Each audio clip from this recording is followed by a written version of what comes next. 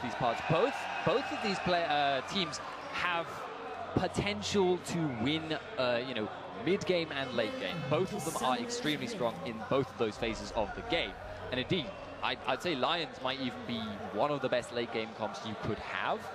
But because there's Tristana, because you've got Gragas and Yasuo, Seven Wars is equally strong in that late game. The main swing in this game, I think, is going to be jungle pressure, because Crow on Nocturne may well have issues applying that pressure early on, making ganks happen.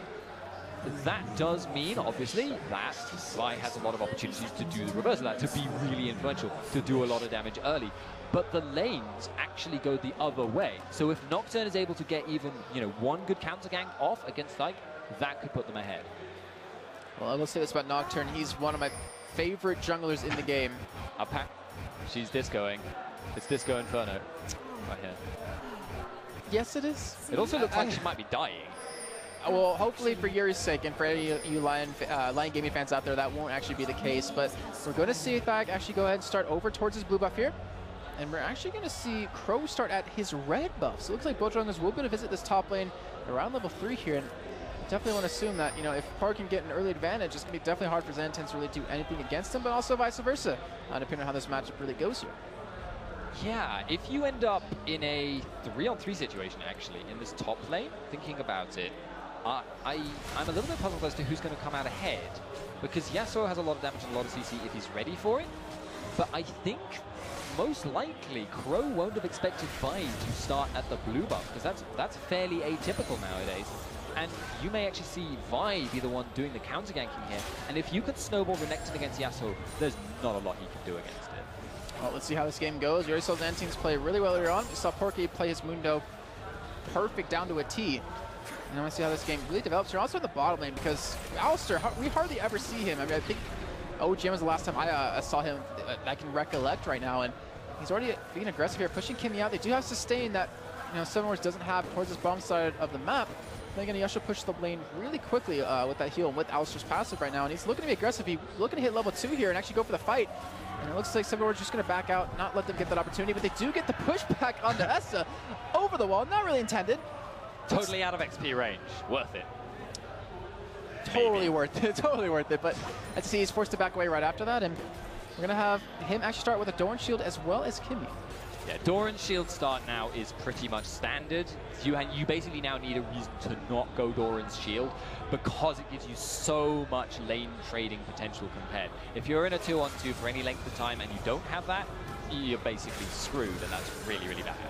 Well, we're seeing Crow, he's looking for the counter gank here, as we do see Xanatans actually going really aggressive on a Porky, doing some good damage. And he's going to walk around towards his Tribush. He's not spotted by a ward just yet, and we do see on the minimap Thyak is over towards his double golem, so we're actually going to see them do this out right here. They're going to know what's going to happen, but do they feel confident to go for 2v2? We see it back, we see the flash coming out of Xanatans, and he's forced to flash back to his teammate, but the ignite comes down, he's getting dropped very low. The health pot is taken, he's actually still alive here, and we're going to see Crow pick up the first blood on the Porky. They turn this around. Thyak is just running away, trying to survive. He's getting minion blocked out the wazoo, and he's able to escape here, but his flash is down, and they turn that gank completely around. Even Yuri came up from that middle lane to try to help out. Yeah, Yuri actually, his presence is probably why they didn't pursue Vi any further. They may have been able to get the kill, maybe not, but it certainly wasn't worth risking Kayle appearing and killing everyone who was left alive. Really nice stuff there, though, by Lyon, because they went in so quickly. The Crow, who was waiting to counter gank, actually just wasn't able to get there really when he was expecting to. And it's just that the actual fight didn't go their way. Yeah, it was a great job as well. Porky just got slowed, he got feared up, he just couldn't chase him down. And also Xanatans, I don't give him credit, because he popped that health pot right when he realized, like, oh crap, I'm getting ganked, I need to stay alive here, and was able to just use that to keep himself quite healthy. But as you see in the bottom lane, Arizona not really able to do too great harass onto the enemy team with Seven Wars, but CS is pretty much tied up here between both these teams' bottoms. Yeah, bottom lane, I'm not expecting much until a gank appears, which may happen quite soon, looking at the map right now, but neither side wants to go in on the other one in a 2-on-2 situation, because they essentially come out worse. If you are Lyon and you go in, you get pulverized up, you get headbutted into a really bad position.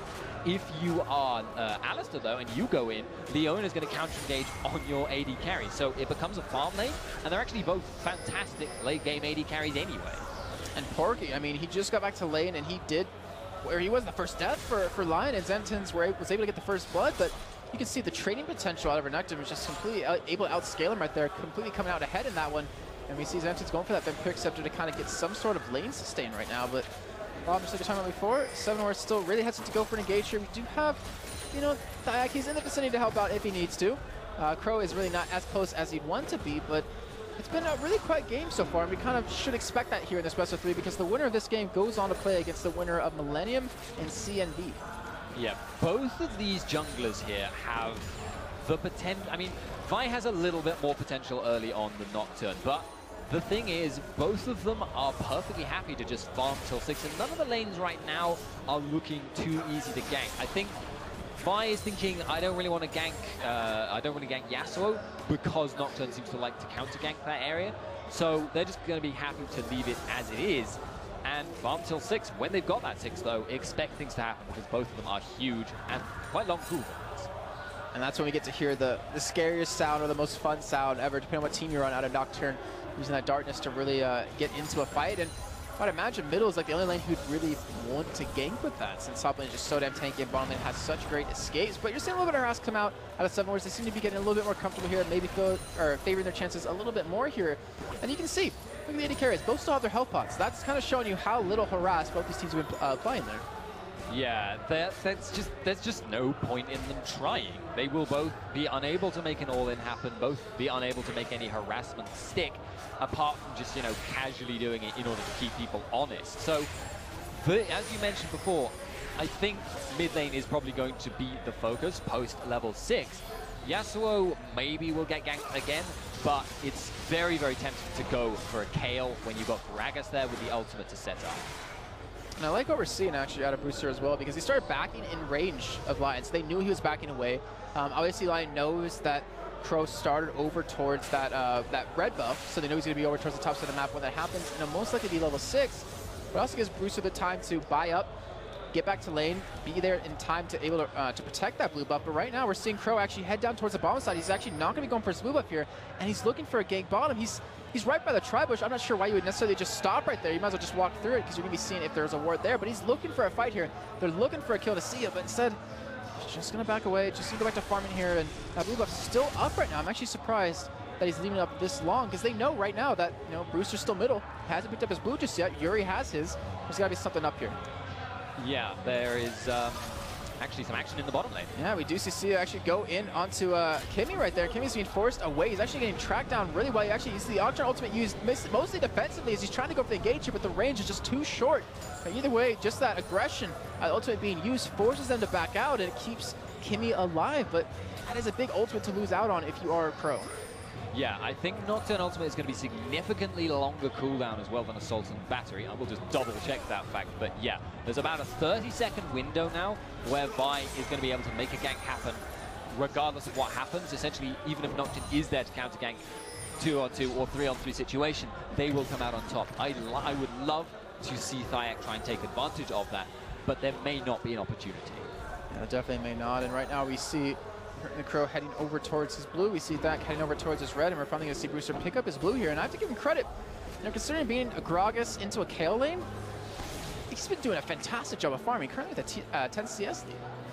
Yeah, that's pretty good, because the way Gragas versus Kayle tends to go is you usually end up with the Gragas falling behind a little bit early, but then ganks start happening. Kayle starts dying because of the Gragas ult. But if you're already ahead, that gives you a lot of potential. Well, there's the first kill that I have missed of the game. Bottom lane, we did not see Essa get killed.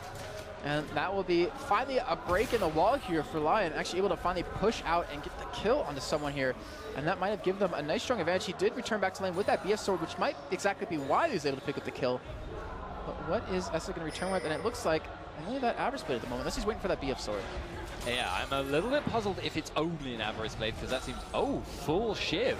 He just wants to keep the push up. He just continues. It's what we saw in the first game. Tristana shoving up to tower continually makes it very, very difficult to engage upon him, and also gives you an edge in the lane rotations later. The problem with that build is, though, you have very little team fight damage.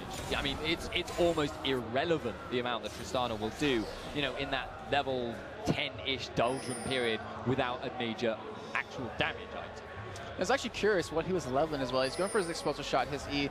So I was wondering if he's going for his quick draw or his Q, then they would actually be able to maybe trade to have a lot of attack speed, but he's not going for that. We do see a lot of pings happening over towards Dragon currently, and it looks like the other team's going to go for it just yet, but I mean, Bruce, he's still just farming away 100 to 79 CS. He's been getting such a nice advantage here, and I really think it's going to be scary when these team fights break out. Yeah, it's actually a very, very smart call for Lyon to go for this Dragon right now. Takes advantage of the Shiv. As I mentioned before, relatively low damage from Tristana in that situation. Actually looks like Brucer might try and steal it, but that's not going to be easy to do because he's now thrown his Q. They can delay. He's not going to be able to steal that. Will they look for a fight after? Well, we just get Smite land in. We just have Lyon pick up the first Dragon of the game. I was thinking maybe Crow will use his ultimate and get in there to try to do a drive-by steal like in the videos I used to make back for Rift Miss, but instead they let that one go. They retain only a 500 deficit here, and Lyon able to get a little bit of a lead right now, but will they be able to roll with it? Will they be able to make something happen off of it? That's the real question, and I believe we're going to get that answer coming very soon because we see that he's missing bottom. They do get the knock-up on Assi. He gets hit with the solid battery. He's not going to escape. He's going to go down. Or will he? He's still alive. They do end up picking up the kill on the Thyak, and a great engage, a great initiate out of Ner'zhul. That pulverize in the middle of the jump is one of the ways that Tristana has slight problems. Because of the delay on the jump, you can time it to do that intentionally. And Alistair did a brilliant job. And we do see that use that Q to kind of escape right there. Not going to get caught. But that is another kill coming in for the bottom lane of Lyon, and that's a fantastic job. And it seems like they definitely have woken up where 7 Wars in their first game, they had a huge advantage over the other team at this point. And right now, they just kind of are getting pushed around at this point. And we can take a look at gold real quick because I was curious. Porky hasn't bought in a long time, but he's sitting on 2,500 gold to spend. And right now, Kimmy, he's getting caught here. I'm not sure if he can escape this one. He's going to get actually knocked back into the tri-wash. You do see Nocturne coming. He's actually going to be able to support him here with the fear on the thigh. But now, as Crow, is he going to be the one to die? He actually runs straight into the trap and James forced to flash over the wall. And Kimmy does stay alive, but here comes Dragus in from the side. He gets pushed away. The barrel not going to be in the right position. He has ult. He actually knocks Alistair back towards his team, and he's trying to escape as the taser unfortunately misses for Sia. So throughout all of that, nothing really happening, no kills coming in, but a lot of ultimates, a lot of summoners used across the board. In the meantime, top lane, Porky's going for the kill, but Santins picks that one up, and a 1v1. And I think that was a fantastic job by Santins to realize that Porky has not bought in a long time. If I'm going to fight, I need to do it soon. Because look what he's coming back to lane with now. Ninja Tabbies, Giant's Belt, and a chain vest. But by this point, Xantins may be trapped in that lane for a while yet. He's not going to be able to take the tower, but that really, really doesn't matter that much. He's farmed enough now that the timing on his own Shiv, on his own IE, although I'm curious what he's going to do with that Vamp Scepter, by the way, is not going to be that delayed. And once he's got those items, I said it before, he's going to be a massive, massive threat in a way that Renekton, he's a much slower burn threat. The only thing that he has to worry about, though, is the fact that who's going to facilitate the Nagas on his team? Yes, he has his own, obviously. The only other one is Gragas, so it's going to take, I guess, a little bit of coordination. But, I mean, 7 Wars have proven already in the first game and the second one that they definitely have the ability to do that. But right now, we take a look at items that have been built across the board for both these teams. We see that shift coming in momentarily for Xantins, almost able to pick that one up full out. You see the Chalice done on Brucer. It looks like he's going for that Athenes and Holy Grail. Static Shift still the only thing done for Essa, as we have the Bloodthirster come in for Seer right there. And then according to the junglers, I want to say pretty much even, but we do see Thag actually going for a little bit of a different route. If you're gonna go for that delayed jungle item, that really signals you need ganks happening. But actually, another fight in the bot. And they do actually push Kimmy away right there, and they're not really feeling too confident to go for that engagement. They will be a little bit overextended, but you can see Thyak is heading down from middle, looking for a fight here as well. As Yuri coming in from the side, they have him zoned out a little bit here. And Thyak, he does have his assault and battery open, or up, sorry. He's actually going to just back away, not going to over the fight just yet. Not really feeling too confident with the lead they have, because it's only about 700 gold right now. They're definitely looking in the driver's seat. They're definitely forcing 7 Wars to react to them. They're the ones being proactive about this. Yeah, and it feels to me actually at the moment that the sole reason that that's not going to be the end of them essentially for 7 Wars is that Yasuo is doing pretty well in this top lane. He will farm himself up to be a huge threat. It's actually a really fun little point of comparison between the two compositions while we keep an eye on this bot lane, because that might blow up in a second. There it is. They go straight in on it. Came out. Sure if that's the target they want to hit, but he knocks him back. It makes it so the trap does land, but we do see him actually go down to the hands of Noctur as Crow is able to make that one happen. And they're still chasing him down. Nerzel, he has the ultimate run. He's going to be able to get feared here momentarily. They do have the red buff. We see Kel coming from the top, so he's going to get his ultimate available to use. He actually puts it on the CS. Crow getting so low. No, Brewster knocks him in straight into him, and he goes down. Now Yuri's low on health. He's going to fall. Essa with the bear pop. It looks like he might be able to survive here. He's attacking, trying to sustain, and he sees a double kill coming for Brewster, and they turn it around. 1 death for 4 kills. That is a huge windfall for them, and it completely means they're now well ahead. It's not going to lead to many major objectives. They were pushed up, not going to be able to take the towers as a result, but that next dragon is going to come up soon. They can get complete ward control over it if they want to, and they have the opportunity to go back themselves with the gold advantage they now have, with the fact that Yasuo, who is a major threat, and Renekton obviously not so much of one, they will probably try and rotate him down in time for that. They've got basically all the time they need to prepare. And I think one thing we can't really ignore is the fact of the morale boost they get within the team, where they were looking so down on themselves, it seemed. So they lost that last game. They won the first one just so stylish, so easily. They weren't able to replicate that result in the second game, but to have that kind of victory right there, to have 2 kills on Xantins, to have 2 kills over to Crow, to have 2 kills over to Brewster, and those 4 assists over to Essa, I mean, they're starting to spread the kills out really well, and they're starting to become really hard to deal with currently. And we see Porky, he was heading, Commentator's Curse, was heading down towards Dragon, which will be up in about 19 seconds here. And it looks like Lyon, they want to make a play for it. The problem if Renekton goes bottom, unlike Yasuo, is Yasuo will take his tower very, very quickly. If Yasuo, however, actually no, they've noticed that he's gone back. That's actually, I do not agree with that from Xantins. But Renekton, if he had gone straight to that dragon area, Lyon would not have been able to easily take that dragon because of the Gragas poke, and Yasuo would have been able to take the tower up top, so it would have been a roughly equal exchange. But as it happens, partly I've got to say, because Xantins just backed there, they're not going to take any real reward for that. And the thing is, 7 Wars, they had the timer on it. They had a word on it last time. They knew it was being done. They saw it happening. And yet they just all were in position, but they're going for a 5-man siege here. They're going straight for the turrets, already low on health, and they just force Lyon straight back. They're scared of that Leona initiate mixed in with the Nocturne ultimate, which will be up momentarily. They're not done just yet. They see Yuri bottom. They're going to go for this turret as well. They're getting some good damage onto it. But after Yuri being gone from bottom for a little bit of time, they do finally back away. But not before they do get 1 turret and keep that gold lead in their favor. Slightly puzzling reaction from Yuri there. It looked like when he was going down there, he was confident that his team could hold against that 5-man versus 4-man siege. It is relatively early in the game. It is an inner tower. I would happen to agree with that call. But the moment he saw them back away, like instantly, he just ran. He didn't want to carry on pushing. He didn't want to apply pressure. He didn't want to force anyone down to that bottom lane because he was frightened of dying. But he knew where they were. He knew how long it would take them to get there. That's a call that I just can't agree with.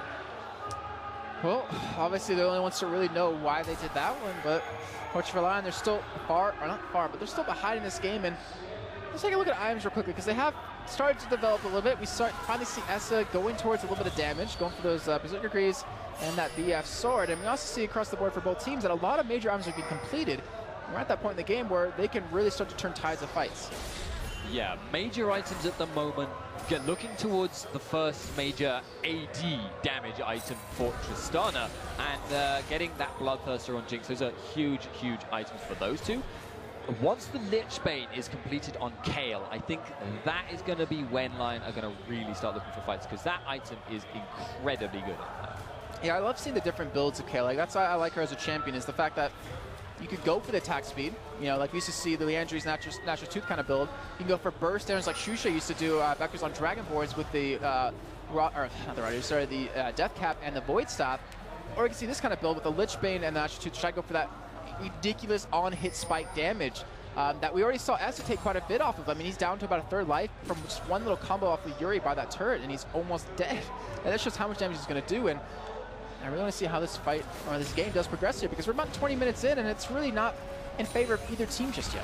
Yeah, there are kind of some slight edges going both ways. I've got to say, I like the fact now for Lyon that Jinx is going to be stronger than Tristana at this point. There's no question about it. She scales up faster, and late game, arguably, she's a little bit weaker, but right now, she's definitely a lot stronger. The flip side of that, though, is that Lyon, Porky, he's not doing brilliantly. Yasuo is going to be a bigger threat than him.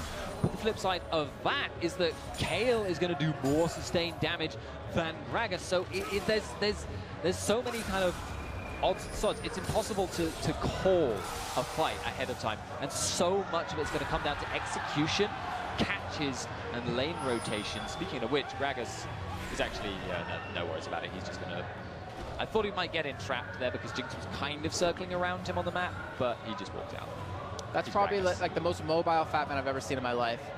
It looks like he weighs like 10 pounds, how quickly he's able to run around. But we see 4 men grouping up towards the bottom of the map at a 7 worst here. And obviously it's going to be hard to dive a Kayle and an Alistar, but that turret's already very low in health, and you see them trying to want to commit this. But the top side, we do see Xanthus actually get caught here. He's not going to survive this one as he does get shut down, but he does commit Diak's ultimate off of that. And I really wonder what are Simor's going to do about this, because they're going to lose their top turret. They do get bottom. Nocturne goes straight into the backside, straight onto Yuri. He's going to get the fear off, but it actually flashes straight out of it. They go straight for Essa. They do get the kill out, but not before he gets the slow jumping on top of him. There's 1-for-1 trade so far. Here comes Dragus from the side. That's going to be another kill, and they're going to pick up the turret and the kill out for that for a trade on the top side of 1 death and 1 turret as well.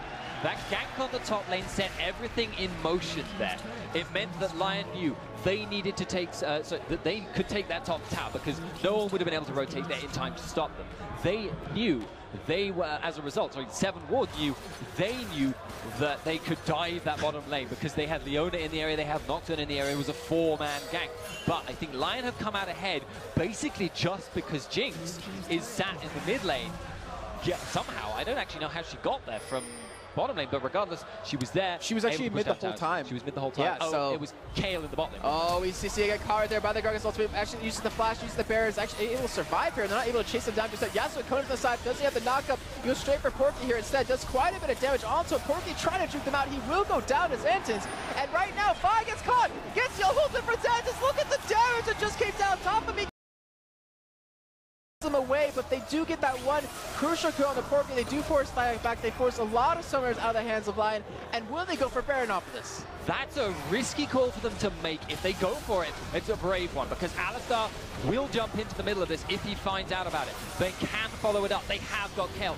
Vi will be back in before too long, and that Baron does not drop quickly when you don't have that much damage at this stage of the game. But Kayle doesn't have ultimate available. They're trying to force them away. They do fall off of Baron. It's still being done down to 3,000 health, now 2,000 health. Nerzo actually misses his knockup, and they're going to go for the Baron. Will they get the smite on top of it? They're backing out. Fights freaking out everywhere as Kimmy does catch Jinx in the backside. Back comes in! He steals the Baron, but it doesn't matter. The damage is done. They're going to lose 3 people. He's not going to pick up the kill off that. He's going to drop his hand. This is still chasing down Nerzo towards the top side. He's going to get the kill. He's got to be careful. The Porky is still there. They pick up the 4. They lose the Baron, but in the end, so worth it because now they get the Baron down middle lane and push through some turrets. He's going straight on a Porky now. He's not even afraid of him. He has that red buff, and he's just forcing him out, making it so he can't even defend his turret. He might even be able to pick up the kill. There's the ultimate. There comes the Nocturne from the side with it, as well as Kimmy. He's going to drop. There's going to be an ace. Oh! No! He gets the slice of dice. He's going to escape, but they're so chasing him. So much time! No! They don't get it. They're going to get a middle turret off of it, but I think that's just about it. They might have been able to pick up the inhibitor turret if they didn't chase him down. They could have had an inhibitor turret. They could have had potentially even, if they wanted to play it a little bit safer, the dragon, which was there. They could maybe even have turned around and tried to... wait, no, it's not even up. They could not, like, possibly have gotten a worse trade having been in that situation with Renekton getting out alive, with the whole team respawning before they could do any huge damage. And that kind of resets us again, because now 7 Wars haven't got a definitively huge advantage. This dragon is going to Lyon. They will... Oh, I would say Xanthus picked up. No, he got a top turret, so that dragon will go over to Lyon. But Xanthus did pick up the top lane, gave them a little bit of extra gold here. We're all tied up here in turrets, 4-4, 40.3 thousand gold to the 38.8 thousand on Lyon's side. 13 of 5 in kills. The kills don't really reflect the true nature of the game so far because of the amount of dragons that Lyon has been able to take. But that last fight getting insane. We even see Crow going for that frozen heart right now. And items are being completed left to right. I want you to walk us through what you see, because we see a lot of major items completed for everyone on the team. Well, okay. Most important thing, I think, for items is now Kayle has the Lich Bane, has the Nash's Tooth. She is now a completely unignorable damage threat. Yasuo has gone for a Blade of the Ruined King and a ship, which is an unusual build choice. But it will give him lifesteal. It will make him a little bit harder to focus out in team fights, and that's quite important when you're against so much hard crowd control. At at the same time, that Frozen Heart on Nocturne is going to make it a lot harder, if you think about it from the perspective of Lyon, to really output the damage they need, not only on Crow himself, but at all, because that aura is going to gimp Jinx, it's going to gimp Kale, it's going to be cutting down their damage hugely overall, which means it's a really, really important choice.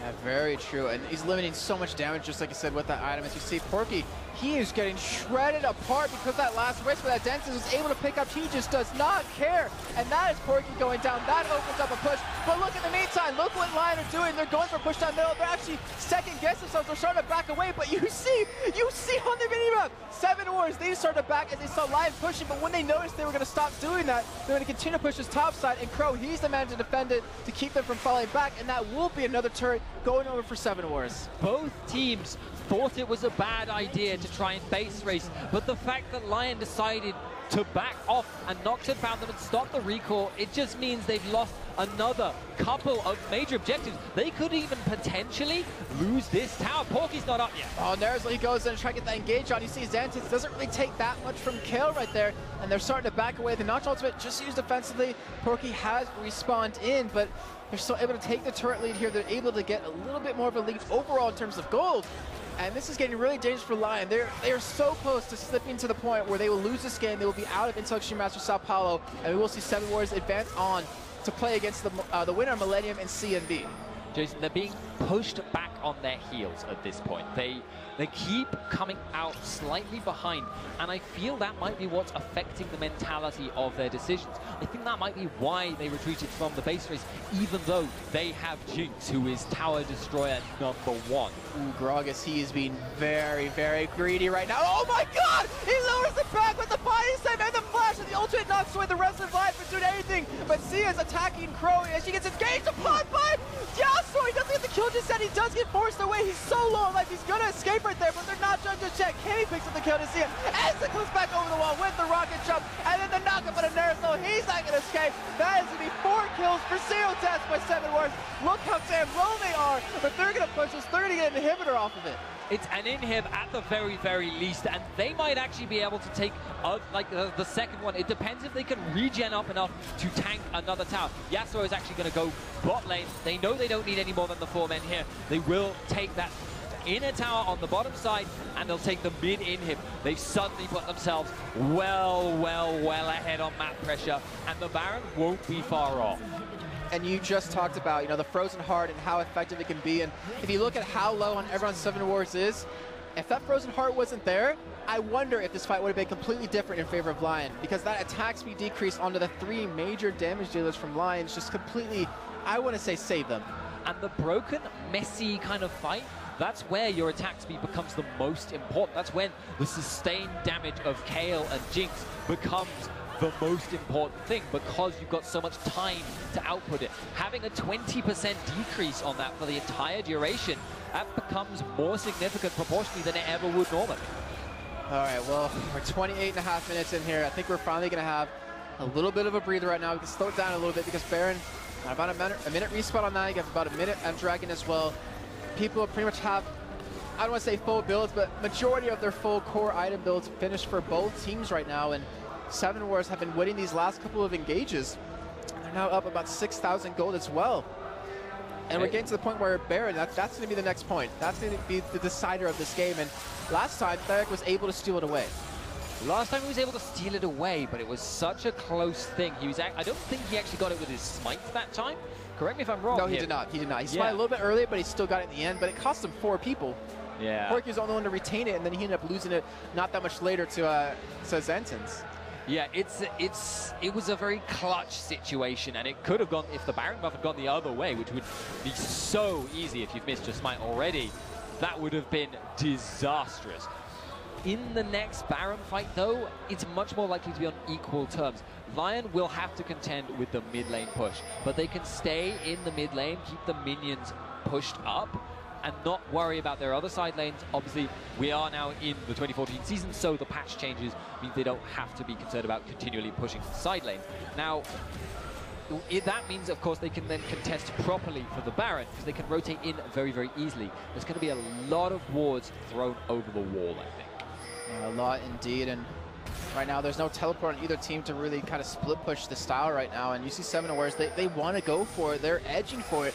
They don't know where Yuri is, who's actually in the back of the space, but they're actually starting that Baron up. Let's keep an eye on his health, as it's already down about 8,000 life. It's dropping very, very fast with the rest of the line. They're trying to make their way in there. Alistair can get a beautiful knock if he just hits it on the right targets. Baron down to 2,000 health. You see Thag, he wants to get over the wall. They stop the damage. Thag is now in. They get the Baron. Seven Awares able to maintain it. Thag is actually going to use ultimate to try to escape here, as Bruce just completely pushes everyone on the other team out of the fight.